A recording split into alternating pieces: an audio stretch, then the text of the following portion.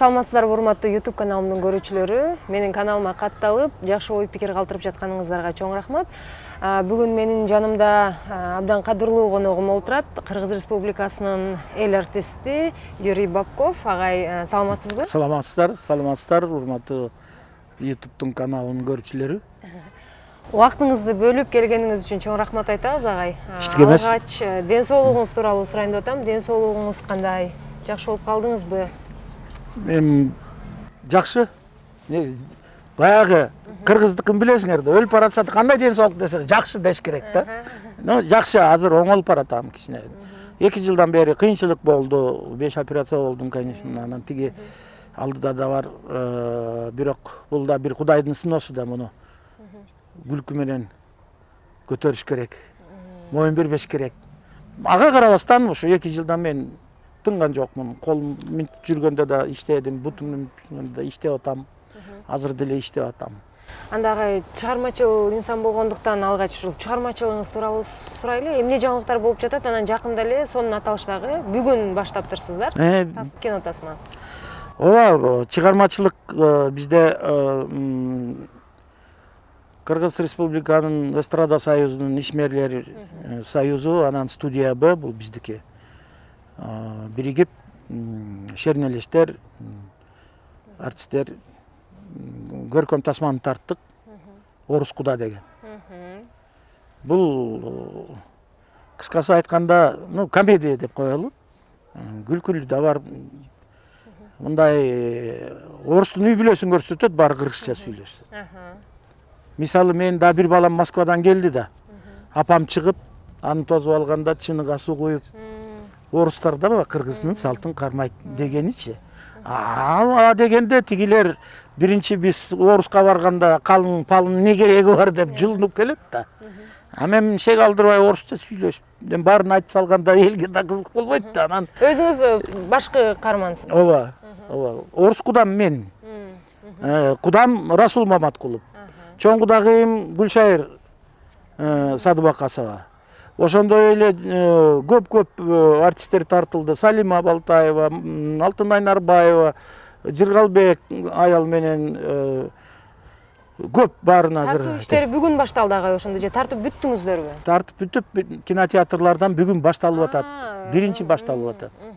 Ошон үчүн уруксат берсеңер, учур менен пайдаланып, кыргызстандыктар келип, чер жазып көрүп кетиңиздер деп чакырам. Onun үчүнөн баштап эми жаңы башталып атат. Албетте кыйынчылыктар болду съемкада.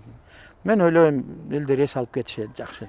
Буйрса. Ошо Гүлшайыр Садыбакасова баш болгон чыгармачыл инсандар менен шернеңиздер бар. Ошол жерде шернеде отуруп эле идея келип кеттиби? Жо,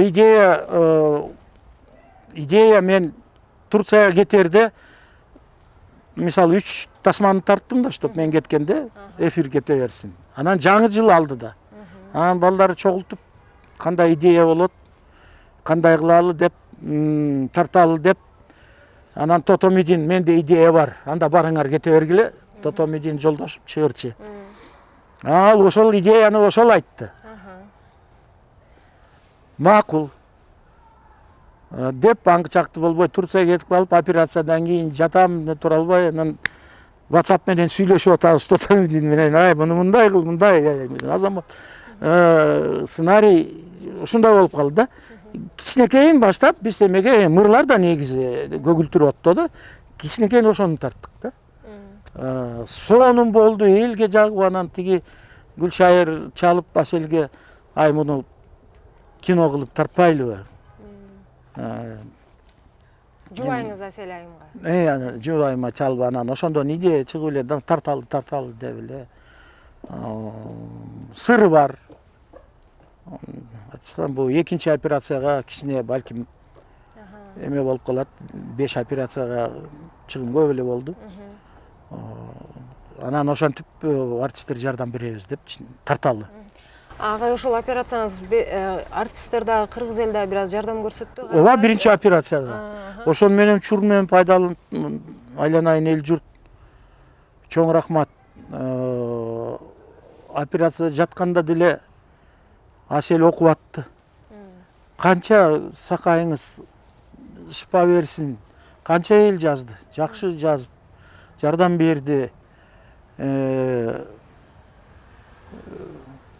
Иши кылып көп жардам болду. Биринчи ошол Турцияда бар, бирок бир эмес, 2 операция болуп келди. Ошо агай чындыгында бүт кыргыз эли сарсанаа болуп, чын жүрөктөн жакшы сизге чынден соол каалап жатышты. Анан ошондо өзүңүз орус болсоңуз дагы кыргыздын уулу болуп калганыңызга мындай ынансаңыз керек.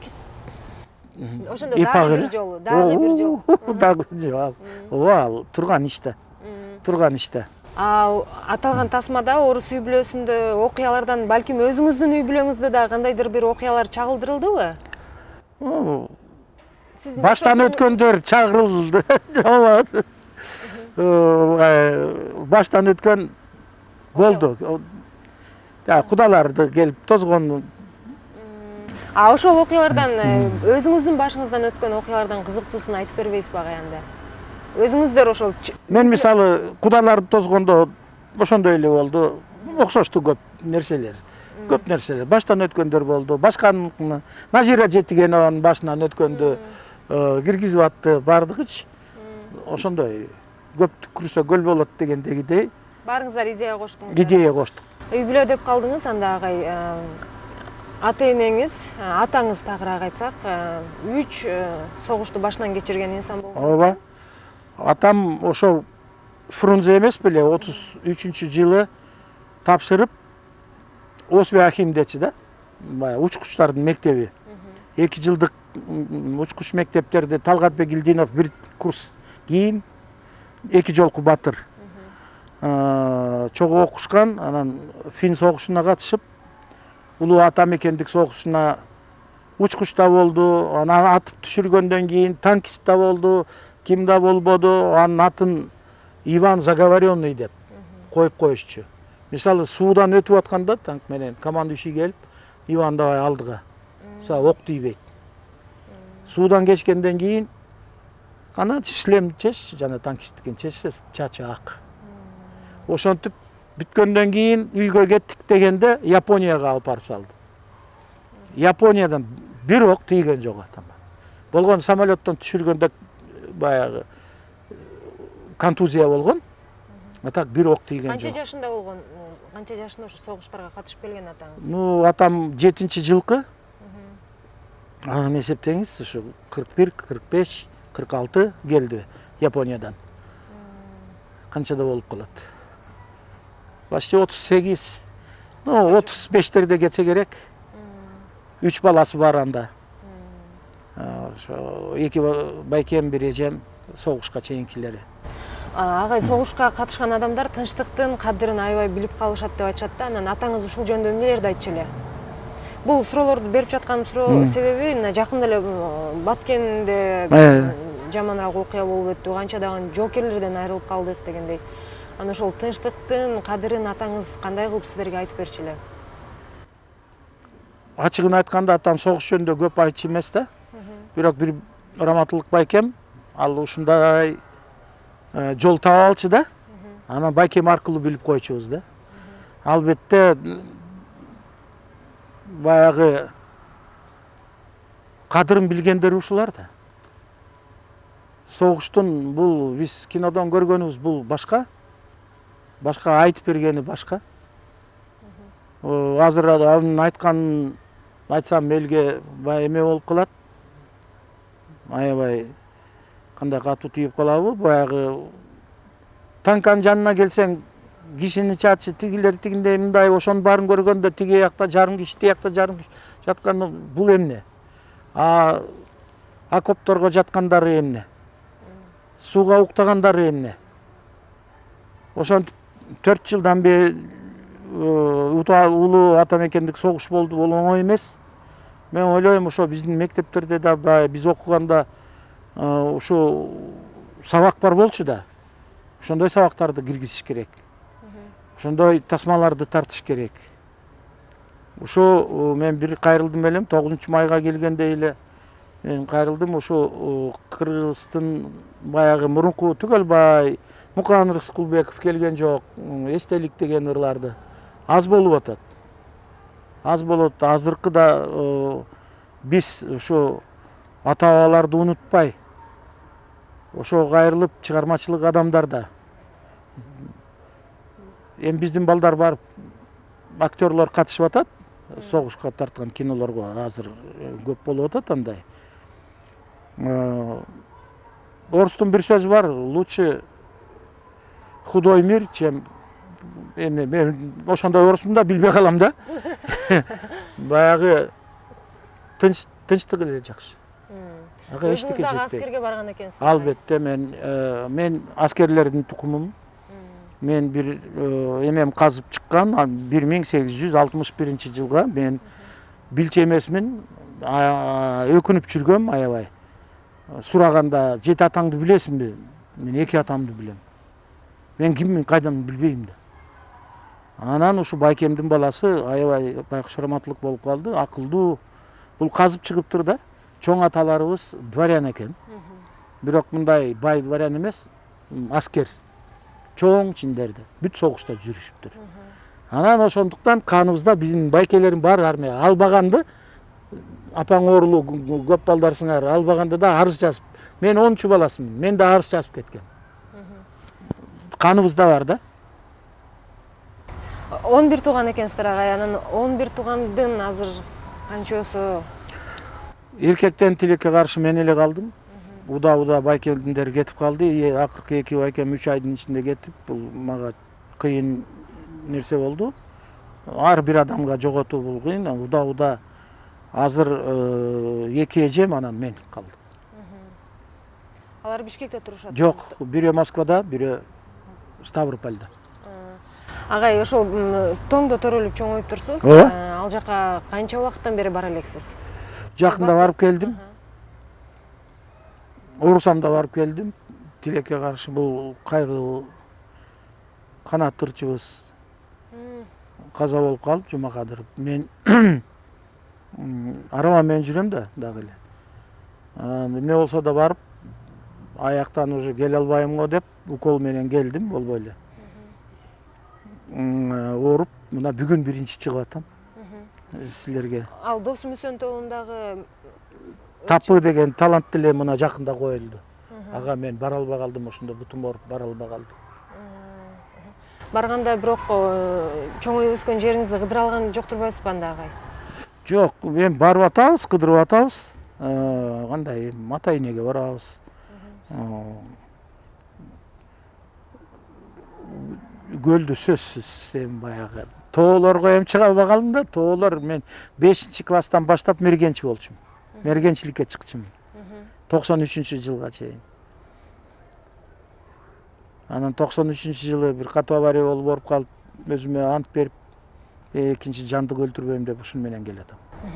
Чыгармачылыктан тышкары досторуңуз агай ошол көл жергесиндеби? Ооба. Эми тилекке каршы көптөрү өтүп кетти. Көл жээгинде, биякта, бардык жерде. Мен дагы эле армияда чогуу служит эткен балдар менен аскер кызматын өтөгөндөн бери мына кече эле сүйлөштүк. Бүгүн чалышты. Уулумдун туулган күнүнө кечинде чалабыз, куттуктайбыз деп. Бирөө Германияда, бирөө Тулада, бирөө Москвада байланышып неметип атабыз. Байланышыбыз бар. Эми агай кайра чыгармачылыгыңызга кайтсак, ырдай эле кыргыз ырларын проектиңиздер жүрүп жатабы өзүнүн угунда эле? Жүрүп жатат, албетте жүрүп жатат. Мен операциядан келгенден кийин эле көгүлтүр отту тартканбыз. Ошондон бери тартылып келатат, баягы эреже менен мен алаба менен барам. Кандай артисттерди чыгара алдыңыздар агай? Белгилүү болуп калгандары барбы? Бар, Москвада жүргөндөр бар. Эми кандай мен чыгарган жок. Мисалы биздин ырдайлы кыргыз ырларынан чыккан жанагы Анатолий Цой деген бар го. Билесизби? Жана Меладзан группасынан чыгып, азыр бизде ырдачыда, ырдайлы кыргыз ырларында. Каракол 2003-жылы фестивалда ал 2-чи орун алган кичинекей бала болуп. Андайлар көп ырдайлыдан эле чыккандар. Мына Юлия Рудская, Скачила, Силима, азыр Ралия, бар ырдайлы кыргыз ырларынан чыккандар көп. Досум Үсөндөн, ал ырдайлы тиги Кадыр түндөн фестивалдардан көп чыккандар. Мына Света Назаренко деле биздин фестивалдан чыгып көптөр. Өзүңүздүн уулуңуз Денис Попков негедир көрүнбөй калды агай сахнадан, эмне менен? Ал эми баягы аранжировщик да. Ал көрүнбөйт да көп. Анын үстүндө азыр 1-2-3 айга сурандым мен. Анча макул дедим, дем алайын, канат бар бизде, Карамолдоев. Пока ал өз ишин карап атат, өзүнүн шартына карата.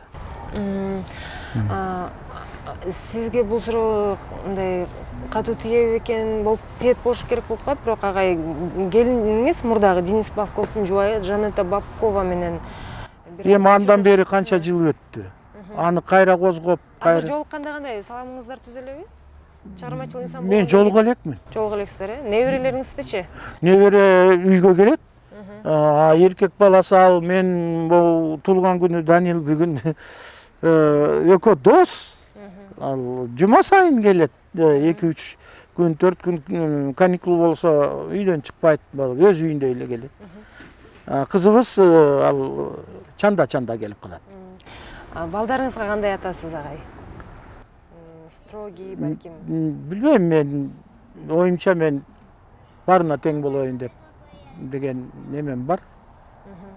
Барына тең болоюн деп. 7 балам, 14 неберем, 1 чөбөрөм бар. Жакшы экен анда. Кандай чоң ата турбайсызбы? Же тай атасызбы? Чоң атасыз? Чоң ата, тай ата, анан бирок орусчасы жакшы да. Дедушка. Дедушка, тияка да дедушка. Үйдө кыргызча эле сүйлөшөсүздөр, агай? Биз билбей калабыз, качан кайсы тилде, бизге айырма жок. Агай, эми маегибиздин соңун бир күлкүлүү десекпи же кызыктуу эсте калган учур менен аяктасак? Күлкүлүү окуялар болду. Мисалы мен өтө белгилүү эмес кезде балыкчыдан машина менен баратам да. Союз кезде чоң машина менен.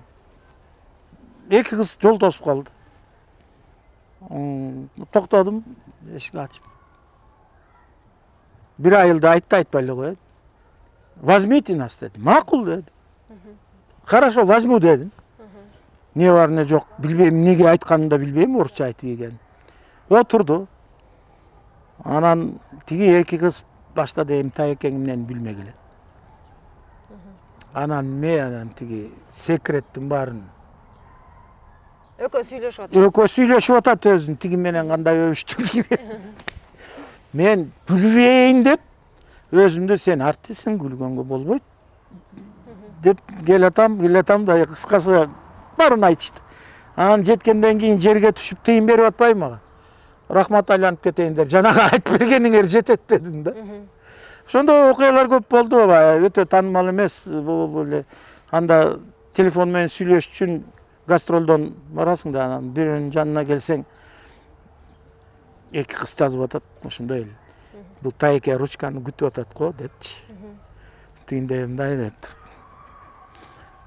Да бирдеме айтып ийесиң да күлөт. Ошондой нерселер көп болот.